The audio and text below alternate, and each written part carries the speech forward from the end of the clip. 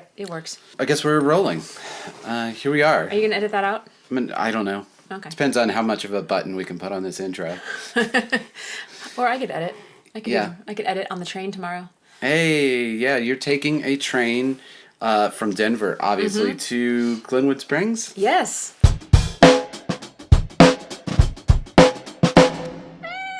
That is going to be scenery. Yeah, it's going to be great. It's on Amtrak. Wow. And the reason I'm taking the train is because I'm going to a business retreat with the Entrepreneurs Organization and its accelerator, and they are getting an entire train car for us. Oh, that's right. I forgot. I mean, we had to buy our own tickets. Yeah, of course, but we get to all be on the same train car. Yeah, so it'll be a little bit of a mixer, Yeah. pre-mixer situation. Yeah. Yeah. Yeah, well, I was worried about you because we have been back and forth to almost that exact same area of Colorado. Yeah. And then we're going camping again in 2 weeks. Out the same direction. Out the same direction. So at least you're going to get a slightly different experience than driving the same road. And it takes a lot longer to go by train. It's a 3-hour drive. It's like a 6-hour train ride. Right. But that's okay. That's all right. I'm going to take my computer, obviously. And yeah, the trade-off is you can do stuff. Exactly. Yeah. Because, you can walk around. You can work on stuff. There's cell coverage almost all the way up and down I-70. So. Oh, yeah. At this point, there's only that one bad area. Yeah.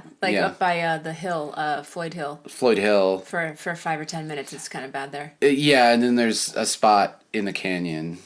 Okay. But it's only like 5 or 10 minutes. Remember, we had to stop listening to Kyle Kinane's thing because it lost signal. Yeah. Absolutely worth checking out Kyle Kinane if you like stand-up comedy. He's one of my favorites. Yeah, he's great. Yeah. Anyway, let's talk what we've been doing this week. It's been, we were saying it's not maybe the most eventful week. I mean, I had a church gig. You had a Half Zen gig. Yeah. There's something to talk about there with the Half Zen thing because I was at a new venue. Well, I mean, let's get into it. Yeah.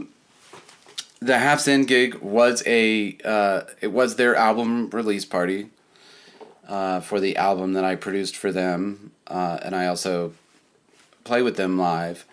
And so anyway, it was the whole CD release hoopla thing, and it was at 100 Nickel, or maybe it's also called Chippers Lanes. You seem to see both. Oh yeah. On the branding. 100 Nickel's probably the address, but they call it that anyway. Yeah, they do, and in the email signature, it's 100 Nickel. And okay. Yeah. Yeah. It's a bowling alley, perfectly nice bowling alley, and they have a modular stage, right? That's just made up of smaller parts, pretty big.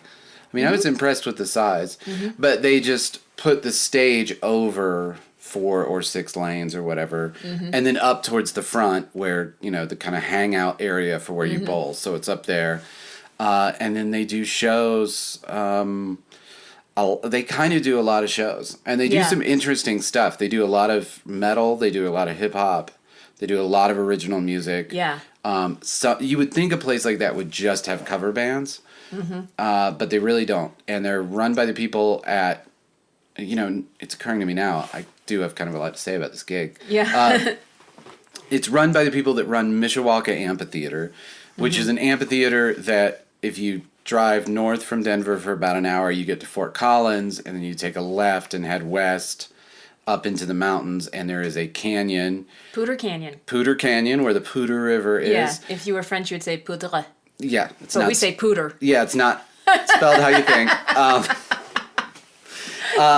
It's this beautiful winding canyon drive, and it's about 45 minutes up there, and then they have this wonderful amphitheater. The canyon kind of opens up a little, and it's, what capacity there? We've been there a couple times. 800? Yeah. Somewhere in there. 400 to 800. Yeah, and it's right on the river. The stage is as you're looking at the stage, you're seeing this roaring mountain river. It's amazing. It's an amazing venue. Grassy field and somehow they're lucky enough with just the way the canyon is that it's not all echoey and because there's like big huge outcroppings like not that far away, but somehow somebody must have noticed that like, hey, this sounds not too echoey right here. Anyway, the 100 Nickel bowling alley is run and booked by the same people who run and book the Mishawaka Amphitheatre, and they take a national touring band level of care with really every aspect of that show. The communications were, Jonathan actually booked the show. I recommended it, and then he actually booked it, and he was forwarding me the communications just to look over, and like they were prompt, they were professional, they were treating this like this was not a local original act show. They were treating it like all of the advances were like, this is like, oh, this is real. And then gosh, we got there, and I have to give a big thanks to everybody there, but particularly the production manager.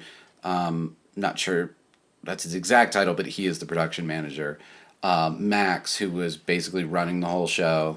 And the hospitality was just amazing, and they were, you know, checking on you constantly, and they had a nice green room out back, and there was free, you know, the green room was stocked, you know, it was really something else. Yeah. Well, talk about the green room. Well, the green room, so Mishawaka, as we were saying, is all the way down that winding valley, and because they don't have that much space where the valley opens up, they don't have a ton of parking, so what they do is they shuttle people on these buses. So you park in like little just pull-outs along the road? Right, and then they pick you up and drive you down. And apparently that's a fun experience. We've always just driven all the way to the Mishawaka. Not all, the couple of times we've been. But apparently it's it's going to a concert, so it's a big party atmosphere, and it's apparently really fun on the bus too, and it's a whole fun thing. But all of the green rooms for the venues that are operated by the Mishawaka people are decommissioned buses that once a bus just wears out, they park it behind the venue and then rip out a lot of the seats and put tables and, and bean bags and a fridge. And a fridge and, lighting and stuff. It was a very cool experience. Yeah. And it was really great for the, to see the Half Zen guys saying, and I don't think they would mind me mentioning it, like they were like having, that classic backstage experience of just hanging out with your team and your guys and having a blast. And the show was a little weird because you are playing on like right in the middle of, let's say there's 20 lanes of bowling alley. You're taking up the middle 4 or 6 or whatever it is. And there are people actively bowling right next to you. So there's a lot of huge crashing behind you. I didn't think about that. Which, generally, if you hear a loud crash behind you, when you're on stage... There's a problem. There's a problem. I did not even think about that. It was freaking me out constantly. And I have my weird, like... I don't like people behind me, or, like, I don't like people where I can't see them. And just hearing these big crashes coming from... It was sort of repeatedly throwing me off. When the band was really loud... it wouldn't necessarily do it, but you'd be in like a quieter spot or something, or like, in the intro of a song, and then just kabang right behind you, and you'd just be like duck, because you're like, oh man, yeah, that must have been louder to you guys than it was to us up in the audience area too. It was really echoey because you're not way back, you're right up at the front of the lanes, but what you don't realize is that's where the roof goes up. Oh, yeah. And so it was noticeably off stage to being on stage. It was like really rattling around in there. It made me realize that's probably a design thing for the bowling alley. Like it's probably like great for the experience of bowling if you like hit a big strike and it echoes around and makes this big noise. Absolutely. That's what you want to hear when you walk into a bowling alley is kablam, yeah. Like all the pins falling over. And like that's just the sound. It's an exciting noise, right. Rather than this polite, like you hit them and they go ting ting ting, like right. I feel like you achieved something. Yeah. So that was a weird thing about the show. It was also, they really put on the production, and it was a lot of fog and a lot of lights in our faces, so you really could not see the audience. And oddly enough, you wouldn't think that would bother me at this point, but at least at that show, I was having a lot of trouble sort of connecting with the audience and sort of gauging my energy level, because I really could not tell. Every once in a while, they changed the lights a little bit and you could kind of see how many people were sitting right in front of you and who was where. It was, fair, it wasn't a huge crowd or anything either, but actually, I think all of the seats were full. Yeah, right. Kristen and I had to sit way on the end. You guys were way over, and where you were, I could actually see you guys really well because you were There's a bright light above us. Too. Yeah, you were like way back in the corner. Yeah. So the stage lights were here, and you guys were way over here, so I could see that way. Yeah. But the people in front of us, and so it was a little weird being like, I can't really tell, like, is this landing? Is this not landing? Right. And as you know, I'm always trying to figure that out. Right. And normally in the venues we've been playing recently, if you can't see the audience, you can at least hear them. Well, that's very true. Or at least there's a front row you can see. Yeah. I mean, I've said that a million times. Like, there's no difference between playing, a lot of those huge venues, you can't see most of those people anyway. So, but you can at least see a front row or something. And here it was just like, Interesting. So, but it was fun because the green room bus thing that we were talking about was they make like kind of a carpet, like red carpet. It wasn't a red carpet, but it was like a carpet situation down one of the lanes, and you go out back of the bowling alley. But because of that, you go back behind the lanes where all the pin setting machines are. And so I got to watch that for a minute, and I'd never gotten to go behind the bowling alley and see how the machines actually. I couldn't actually figure out what exactly they were doing. I almost think there might be like something magnetic in the top of the pin or something, but the way they would like gather up all the pins that had fallen and then kind of sucked them back up into this mechanical thing and then set them down. Interesting. But it was neat to be able to see that. So that was an interesting, fun gig, and we didn't get to hang out as long as maybe we would have because you had another Journey church gig. Yeah, a church gig in the morning. There's not much to say about it. It was typical. Typical went You've fine. You've been doing a lot of those, yeah. Yeah, I've got another one next weekend too. I will say, what an unbelievable clap of thunder that was at like 6:30 in the morning. Oh yeah. That was just like, you were already up and doing stuff, and I was kind of trying to sleep, and then just this insane. Yeah, the lights blinked, and I was like, what was that about? And then 2 seconds later, a huge clap of thunder, and I was like, oh. Loud enough that it set off all the car alarms in the neighborhood. Oh, really? Yeah, or at least several. It was like car alarms started blaring immediately. Like, it really... Yeah. Something slammed around up there. So... But yeah, so as far as that church gig went, I'm always trying to have some new focus, some new little thing. It may be something that's not new, but I'm just trying to bring it on stage more often. And the performance focus this time was I'm trying to do more fills based on arpeggios rather than based on scalar movement. Oh, right. We were talking about that. And even though I didn't consciously focus on it that much, it actually just happened a few times. It's pretty cool. Like, I'm starting to have more and more connection between like what I might sing and what is coming out from my fingers without even really thinking. It's kind of cool. Yeah, I think that's something I've thought of before because you have such a good connection to pitch with your voice. So, I mean, just for, the moms out there, the scalar movement would be, could you do a do, re, mi? I won't do it. Do, re, mi, fa, sol, la, ti, do. So if I'm going from 1, 2, 3, 4, 5. I'm using numbers. 1, 2, 3, 4, 5, 1. If I want to go 5, 1, I could go 5, 2, 1. The 2 to a 1 is a scalar movement. 5, 3, 1 would be an arpeggiated movement. 1, 3, 5. So there's space between the intervals. I always think of arpeggios as being the things that the Three Stooges sing. So when they go, hello, hello, hello. Okay. That's don't most people think of arpeggios as the Three Stooges? No.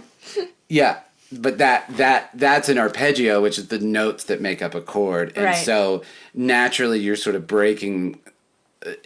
I mean, you're playing very in the chord, but at the same time, you're not doing the do, re, mi, fa, sol, la, ti, do, do. You know, you're not just kind of running up and down the scale. Yeah, and it's not like I was doing long scalar movements, but what I'm talking about is most of my movements into the next note that I'm playing have been a note right above or right below that note. Right.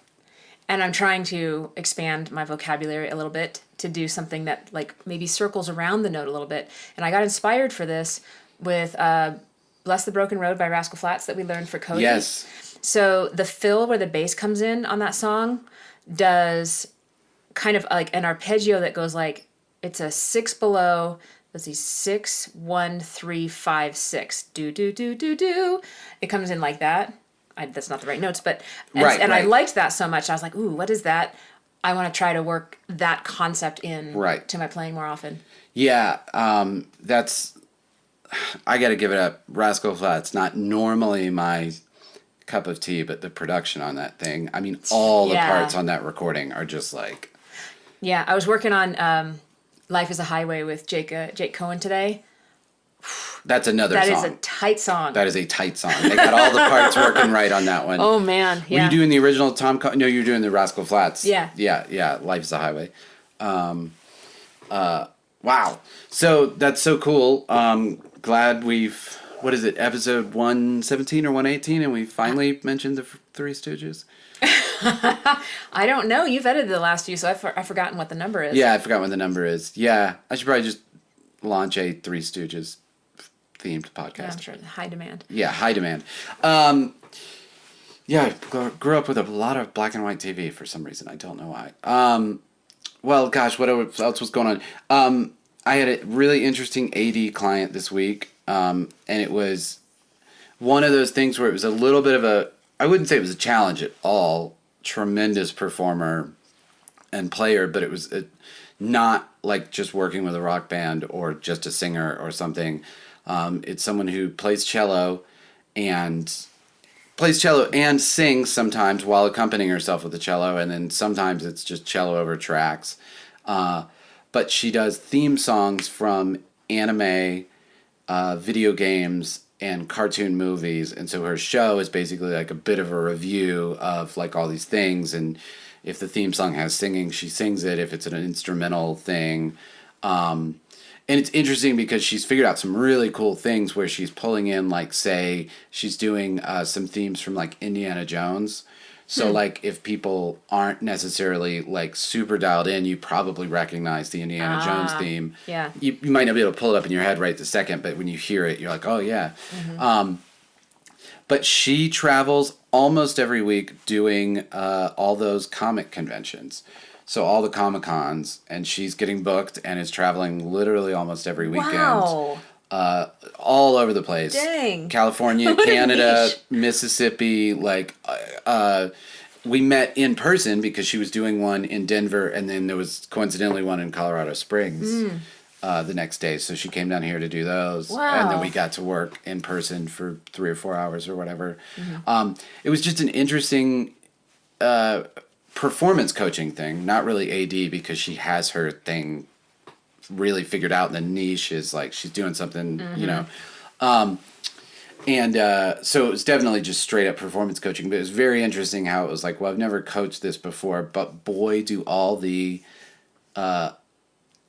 elements in your standard best practices and just the stuff that works just sort of works. And there will be different stuff, and we're going to keep working on Zoom and stuff once she works in the stuff we worked on.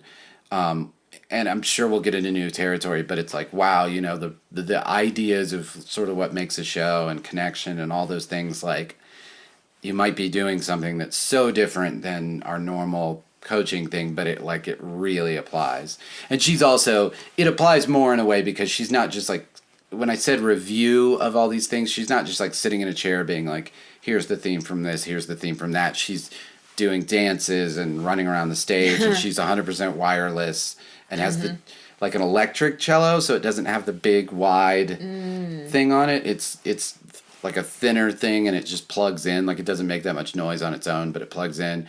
But so she's wireless, and then that's like strapped on, and then she has like a arrow quiver that the bow goes in. Oh my gosh. So she throws the thing and she does like plucky cello stuff and then yanks the bow out and does all this theatrical.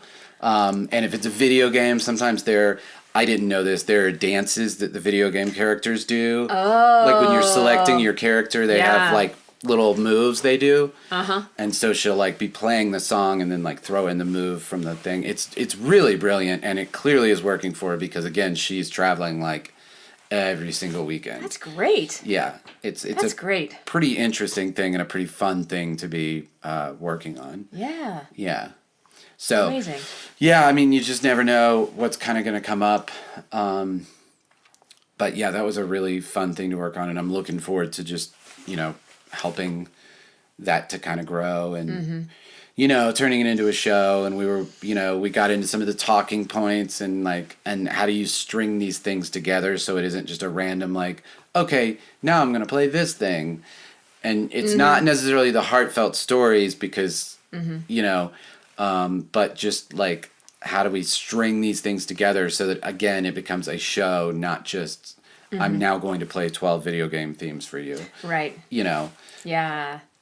So wow, what an interesting new context to put the framework to work in. Yeah. Right. It really is because you're like, oh, and it's, and it's one of the cool things is as a coach staying open and being like, oh, okay, so I don't necessarily understand your audience. So to me, I don't see how that works. And then she was able to explain, oh, well, in that world and in that fan world and in the people who follow that thing, that refers to this and that refers to that. And you go, oh, okay, well, now I understand. I could see that probably kills. Great. Yeah. But it's a very different thing. Yeah. Wow. Yeah. Fun thing to do and a fun thing to talk about. The book is coasting right along, and and you've been working so much on Performance High. We talked about it some. I just wanted to bring it up because of the new thing you were telling me about last night. Yeah. We are working on a lot of things. One small initiative is I'm going to be sending out a bunch of postcards to everybody that we have addresses for who's a current or recent client. We're doing a new raffle that we're gonna do this repeatedly, twice a year or 3 times a year or something. Yeah. I bought 2 tickets to Nathaniel Radcliffe and the Night Sweats at Red Rocks, and we're gonna raffle those off. Right. And the way people get raffle tickets is they can get a raffle ticket for checking in on Facebook at their lesson. Yeah, that thing you say, so-and-so was here. Yeah.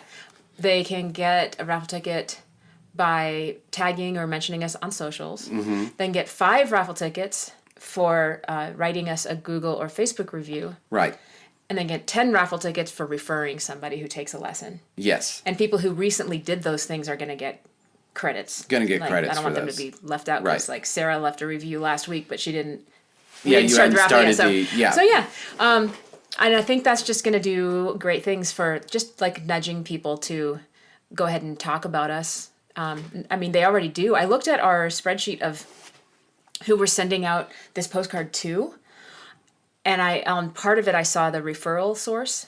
Oh, okay. And there were a lot of people referring friends. The referral source was a friend. Wow, that's amazing. So it's already going great. But then just for people to talk about it publicly, this is just a little nudge. You might win a pair of tickets to go to Red Rocks if you do this. Well, I told you I randomly ran into our Google reviews just because I had my thing set where Google knew where I was and I was at the studio, and then it, anyway, I noticed we had 48 5-star reviews, which is that's, pretty solid. But you're so smart to try to kind of build that. And then what a fun thing for people to be able to win concert tickets to. And then we'll just keep doing it. I'll keep just buying concert tickets that I think a lot of people might be interested in. Right. Nothing too niche.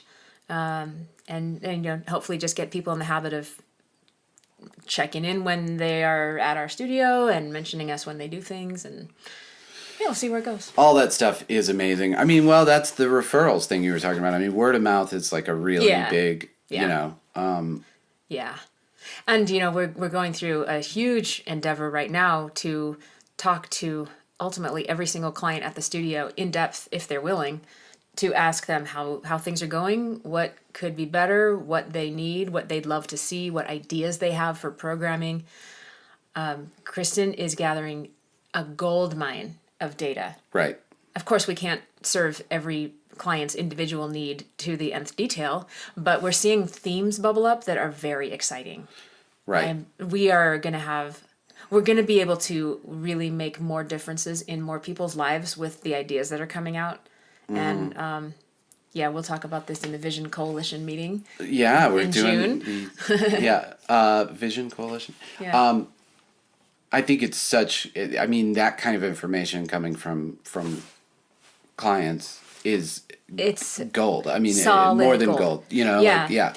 And I think we're at the point where we're big enough to have good data, first of all.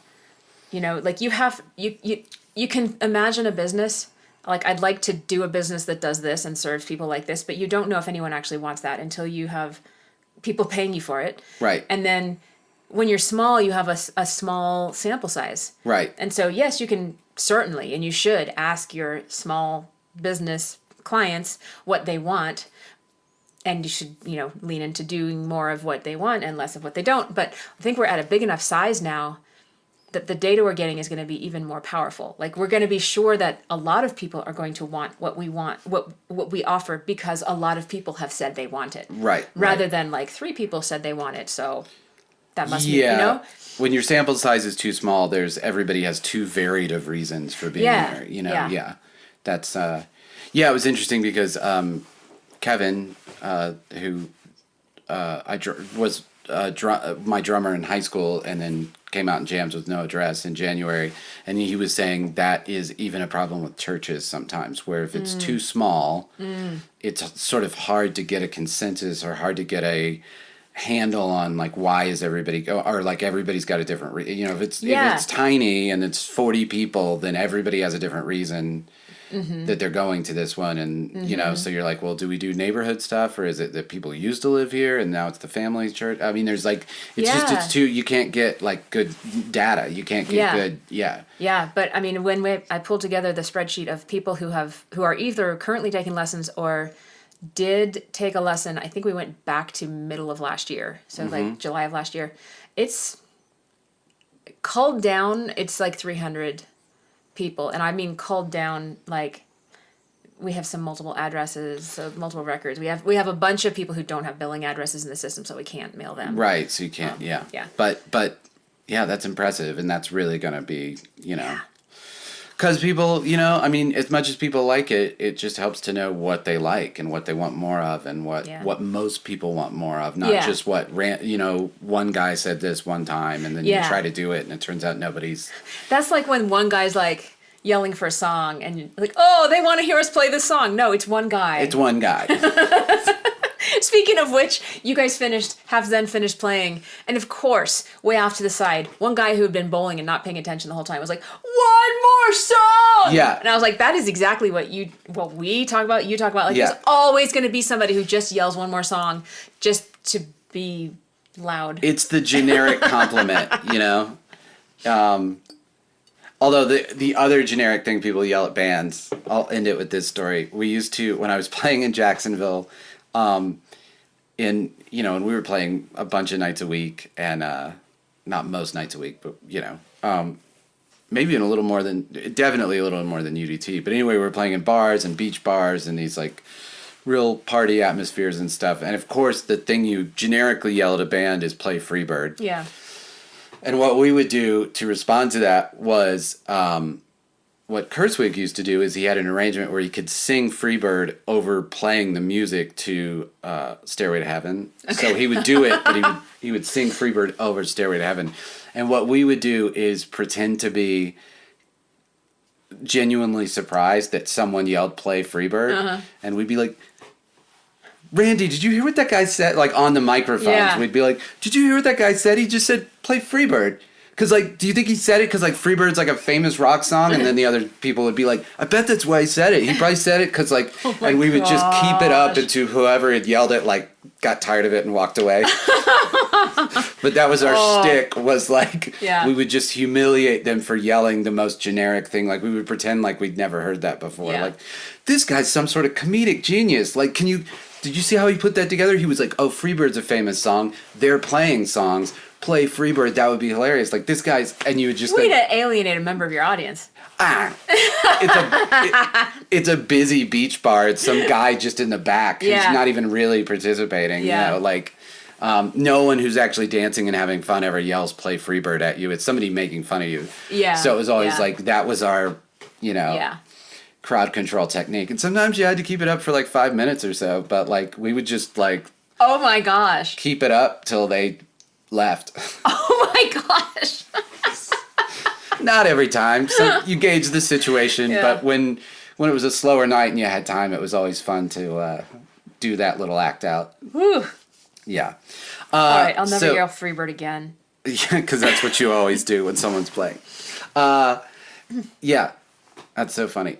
It's like the other thing that I used to love doing with the Petty Nicks band, where, like, for some reason early on when we weren't doing like bigger theaters and stuff, and we were just doing kind of like normal gigs where people could easily come up to you, for some reason people would always come up to me and say, hey, can you guys play American Girl?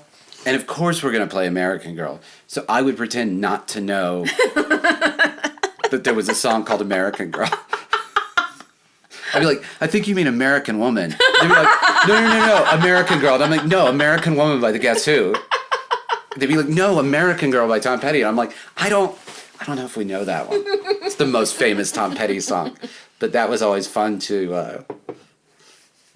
American, like Lenny Kravitz?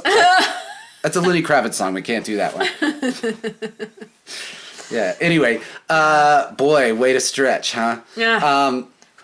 All right, guys, thanks so much. And gosh, you're going to be gone a little bit this week, but then we're going to be back next week, like always. Yeah. And, as always, we are sponsored by Performance High. Voice and Music Studio. And we really appreciate everyone who watches and listens, and we'll talk to you soon. Bye. Bye.